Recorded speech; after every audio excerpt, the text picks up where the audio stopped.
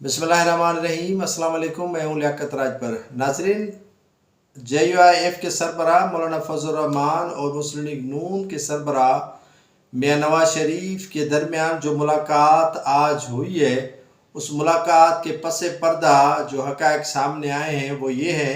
कि ये मुलाकात साबिक़ वज़ीर आला बलूचिस्तान असलम रैसानी की फरमाइश पर हुई है। असलम रैसानी जो JUIF का इस वक्त हिस्सा है और उनके भाई लश्करी रैसानी मुस्लिम लीग नून का हिस्सा है, जबकि पाकिस्तान मुस्लिम लीग नून जो है वो सरदार जाम कमाल और दीगर रहनुमाओं को वज़ारत आला बलूचिस्तान देने के लिए हामी भर दी है, जबकि असलम रैसानी अपने ही भाई लश्करी रैसानी और अपने लिए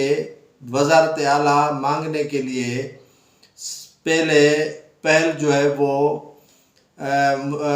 JUIF के सरबराह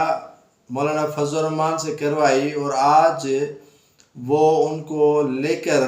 रायविंड पहुँचे और नवाज शरीफ से मुलाकात करके बलूचिस्तान के हवाले से गुफ्तगू की गई। मौलाना फजल रहमान ने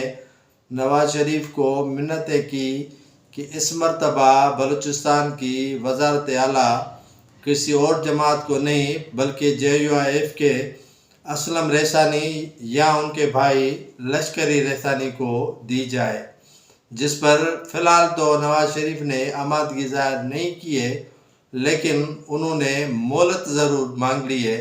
असलम रैसानी चाह रहे हैं कि उन्होंने पीपल्स पार्टी को छोड़ने के बाद दीगर जमातों में शमूलियत करने के साथ साथ अब वो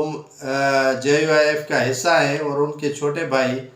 लश्करी रैसानी पाकिस्तान मुस्लिम लीग नून का हिस्सा है, तो